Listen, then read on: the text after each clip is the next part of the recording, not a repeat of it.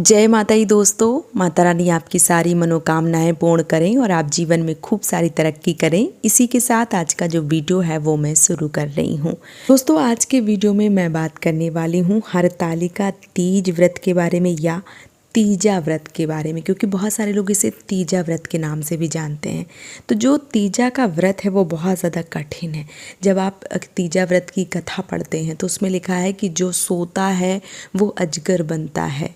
मतलब उस पर हर एक चीज़ के लिए, जैसे आप पानी पीते हैं, आप सोते हैं, या आप मान लीजिए कि पाप करते हैं, या जैसे क्या होता है कई बार कि दूसरे को प्यास लगी है और उसको पानी पिला दिया, तो मतलब उसमें हर चीज़ का दिया है कि अगर पानी पिएंगे तो ये बनेंगे, दूसरों को पिलाएंगे तो ये बनेंगे, सोएंगे तो ये बनेंगे, भोजन करेंगे तो ये बनेंगे। सब एक एक करके जो किताब है उसमें दिया गया, जो पोथी है, जो कथा है उसमें बताया गया है। लेकिन पहले क्या था, ये बहुत सारी जो बुजुर्ग माताएं बहनें हैं वो अभी भी उसी नियम से व्रत कर लेती हैं। लेकिन अभी जो नई पीढ़ी आई है वो इतना कठिन व्रत नहीं कर पाती है। बहुत मतलब नियम जो है वो पूरे नहीं हो पाते हैं, लेकिन व्रत जो है वो करती हैं। तो जिस भी तरीके से जितना हो सके आपको व्रत जो है वो ज़रूर करना चाहिए। लेकिन कुछ नियम जो है वो आपको ज़रूर करने चाहिए। क्या नियम है, कैसे हैं, आज के वीडियो में संपूर्ण जानकारी जो है वो आप सबके साथ शेयर करूंगी और एक एक चीज़ जो है वो आपको बताऊंगी। नहाए खाए जो है वो कब है, पारण कब करना है, साथ ही साथ क्या करना है, क्या नहीं करना है, संपूर्ण जानकारी जो है वो आप सबके साथ शेयर करने वाली हूँ। जो बिहार की माताएं बहनें हैं या बिहार से अगल बगल साइड से जो जुड़े हुए कुछ स्टेट हैं, वहाँ पे मतलब क्या है कि जो नहाए खाए का एक रिवाज है या एक नियम है वो चलता है। बाकी जगह पे जो नहाए खाए है वो नहीं होता है। अगर आपके यहाँ नहाए खाए होता है तो ऐसा माना जाता है कि नहाए खाए वाले दिन मतलब नाखून या बाल वगैरह धो के सारी चीज़ें जो है वो करके तैयारी बनाई जाती है अगले दिन व्रत करने के लिए। तो जो इस बार हरतालिका तीज व्रत है वो इस बार 6 तारीख को है, 6 सितंबर को, दिन शुक्रवार को। तो 5 तारीख को नहाए खाए है, मतलब गुरुवार वाले दिन नहाए खाए। अब जिनके यहाँ नहाए खाए होता है वो एक दिन पहले ही मतलब बाल वगैरह जो है वो धो लेती हैं। तो क्योंकि गुरुवार पड़ रहा है तो बाल धोने के लिए बहुत सारे लोगों का ऐसा मानना है कि जो बाल है वो हल्दी लगा के धो लेने चाहिए, या वार से बड़ा त्यौहार होता है तो हमें बाल वगैरह जो है उतना नहीं सोचना चाहिए। लेकिन मेरा यही मानना है कि आप बाल जो है वो बुधवार को भली भांति धो सकते हैं, शैम्पू साबुन जिस भी तरीके से आप धोते हैं धो सकते हैं। फिर गुरुवार को आप ना धुलें। फिर जिस दिन आपने व्रत रखा है उस दिन बाद बाल जो है वो बंधे रहने दें और सर से खूब सारा पानी डाल के आप अच्छे से शुद्धिकरण करके स्नान कर सकती हैं। इसमें ना आपको दोष लगता है और ना ही कोई दिक्कत परेशानी होती है, ना ही गुरुवार पड़ता है, क्योंकि शुक्रवार को ये व्रत है। तो आप सर से पानी डाल के खूब अच्छे से स्नान करें। अगर आप नीर सरोवर तालाब में नहा रही हैं तो आप डुबकी लगा के स्नान करें, ये सर्वोत्तम है। तो ये नियम हो गया, इसमें कोई दिक्कत कोई परेशानी जो है वो नहीं है। और यहाँ पे और बोलना चाहूँगी, जो हम शौच क्रिया करते हैं या जो नित्य क्रियाएं करते हैं जो हम, उसके करने के बाद कोई मतलब ऐसा नहीं होगा जिसको ये लगे कि भाई अब बगैर स्नान किए बगैर बाल धुले जो है वो व्रत कर लें। तो पूरी शरीर की पूर्ण शुद्धि जरूरी है, इसलिए सर से पानी डाल के ही स्नान जो है वो करना चाहिए व्रत वाले दिन खास करके। और जब बाल बंधे रहते हैं सर से स्नान करते हैं तो उसका दोष नहीं है। आप कहीं भी पढ़ लीजिए, किसी भी मान लीजिए धार्मिक ग्रंथ में, पुस्तकों में ऐसा वर्णन नहीं है कि आपने जो बाल हैं वो सर से पानी डाल के नहीं धोना है। ये ऐसा नियम जो है वो कहीं नहीं बताया गया। तो आप बालों को पानी डाल के अच्छे से धो सकते हैं, स्नान कर सकते हैं। बस जिस दिन व्रत होते हैं ऐसा माना जाता है कि बालों को बकेट बाल्टी में आगे की तरफ डुबो के नहीं धोए जाते। तो ये चीज़ जो है वो आपको याद रखनी है। तो 5 तारीख को गुरुवार को नहाए खाए हो गया। 6 तारीख को निराजली व्रत रखना है। तो 5 तारीख से ही आपको तामसिक भोजन, लहसुन प्याज मांस मंदिरा जो भी खाते हैं वैसे नहीं खाना चाहिए। यहाँ पे मैं बता रही हूँ, बहुत सारे जो लोग खाते हैं उनको एक दिन पहले ही त्याग कर देना चाहिए। 5 तारीख को ही आपको तैयार हो जाना चाहिए कि कल व्रत है, तो कोई भी लहसुन प्याज तामसिक भोजन जो है वो ना करें।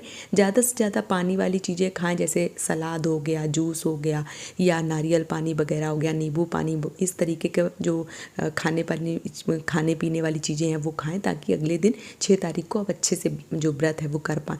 बहुत ज़्यादा समोसा, मतलब बहुत सारी बहनें होंगी व्रत करना है तो समोसा ले आओ, आज पानी पूरी भी ले आओ, आज चाट भी ले आओ, आज सब कुछ ले आओ, आज दम से खा लेंगे क्योंकि कल व्रत करना है।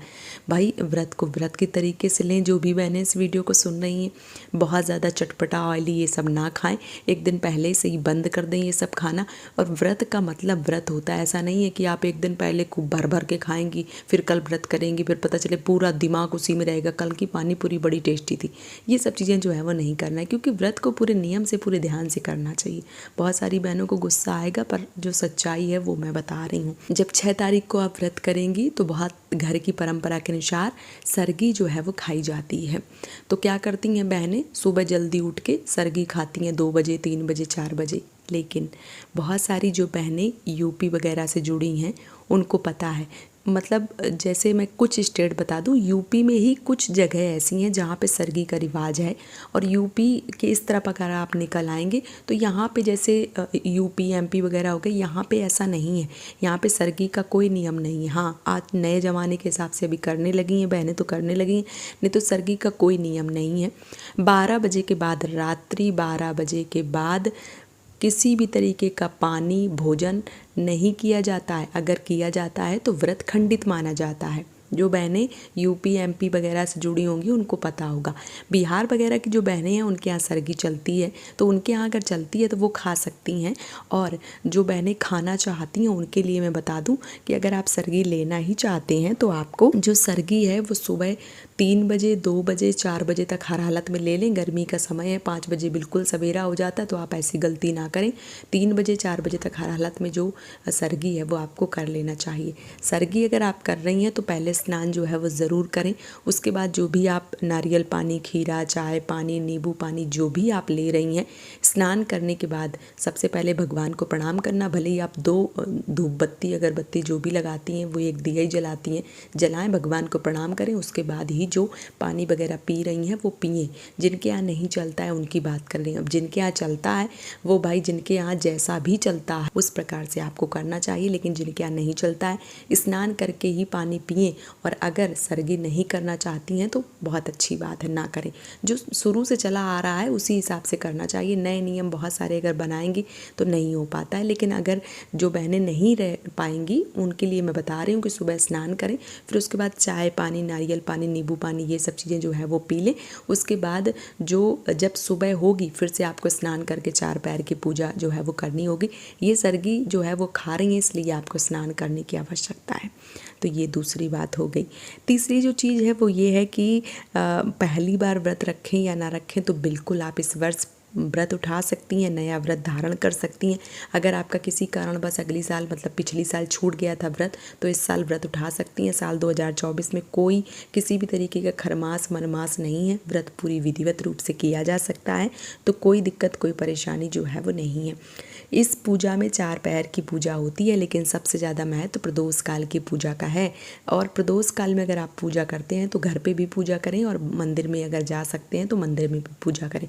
श्रृंगार का सामान अगर मैं बताऊं तो श्रृंगार का सामान घर पे भी चढ़ाना चाहिए, मंदिर में भी चढ़ाना चाहिए। भले ही आप एक बिंदी का पत्ता, एक सिंदूर या आलता और सिंदूर या बिंदी का पत्ता, भले ही 2-3 चीज़ें चढ़ाएं, 16 न चढ़ाएं, लेकिन 2-3 चीज़ें जो है वो आपको ज़रूर चढ़ानी चाहिए, मंदिर में भी और घर में भी। बहुत सारी बहनों के ये भी प्रश्न आते हैं कि दीदी जो श्रृंगार है वो हम जैसे मंदिर में चढ़ा देते हैं, सुबह हमें लेने जाना पड़ता, तो क्या घर में चढ़ा के लिया जा सकता? तो बिल्कुल, माता पार्वती और पार्थिव शिवलिंग आपने बनाए हैं जो, वहाँ पे अगर आपने जो सिंदूर है, जो श्रृंगार है वो चढ़ाया है, और सुबह आप स्नान ध्यान करके जिस समय पारण करते हैं उस समय श्रृंगार लिया जाता है, तो घर पर भी आप श्रृंगार लेके पूरी विधिवत रूप से पूजा अर्चना कर सकती हैं। सर्वोत्तम है। जो बहनें प्रदेश में रहती हैं, मंदिर नहीं मिलता है, वो घर पे भी पूरी विधिवत रूप से पूजा अर्चना करें, सब श्रृंगार घर पे ही चढ़ाएं। दान पुण्य जो भी है वो आप मंदिर में, जो भी मंदिर मिल जाए, या मंदिर नहीं मिलते हैं तो ज़रूरतमंद जो भी मिल जाए वहाँ पे दान पुण्य जो है वो कर सकती हैं। दवाई खा सकती हैं, तो देखिए दवाई जो है वो व्रत में नहीं खाना चाहिए। कई तरीके की बहुत सारी चीज़ें मिला के दवाई जो है वो बनती हैं, तो दवाई जो है वो बिल्कुल भी ना खाएं, इस चीज़ का ध्यान रखें। जो भी गर्भवती माताएं बहनें हैं हैं, ऐसी बहनों को व्रत जो है वो फलाहारी व्रत करना चाहिए, कभी भी निर्जला व्रत ना करें। पानी चाय दूध जो भी पी के व्रत करना चाहती हैं बिल्कुल करें, और जब अगली साल आपका बच्चा बाहर आएगा तो आप जिस भी प्रकार से करना चाहती हैं करें, लेकिन उस मासूम के लिए आपको खाने पीने की अत्यंत आवश्यकता है, तो आपको फलाहारी व्रत करना चाहिए। किसी भी तरीके का निराजली व्रत जो है वो आपको नहीं करना है। दोष काल की जो पूजा का समय है वो शाम को 5:50 से लेकर 7:20 का समय है। इस बीच आपको पूजा जो है वो ज़रूर करनी है। अगर पानी प्यास लगती है, बहुत सारी बहनों के ये प्रश्न आते हैं कि दीदी पानी प्यास लगती है क्या करें। तो अगर आपको प्यास लगती है तो आप गाय बन के पानी पी सकती हैं। मतलब पहले तो क्या था कि गाय का जो मोहरा होता था जो जिससे गाय बांधी जाती है, वो गले में डाल के और जो परात होती है या जो थाली होती है उसमें पानी भर के, और जिस प्रकार से गाय पीती है उस प्रकार से एक सांस में या एक बार जितना पानी पिया जा सके उतना पी लें तो इससे दोष नहीं लगता है। लेकिन अभी क्या है कि गाय का मोहरा, गाय की जो भी बांधने की चीज़ें हैं वो मिलना बहुत मुश्किल है। तो ऐसे में आप थोड़ा गंगा जल डालें और पानी लें, और जितना भी आप पी सकती हैं आराम से बैठ के जो पानी है वो पी सकती हैं। कोशिश करिए गाय बन के पिए, और अच्छी बात है नहीं पी सकती हैं तो जैसे भी आप पी सकती हैं वैसे आपको जो पानी है वो पी लेना चाहिए। कोशिश करें शाम को प्रदोष काल की पूजा हो जाने के बाद में अत्यंत प्यास लग रही है तो आपको पी लेना चाहिए।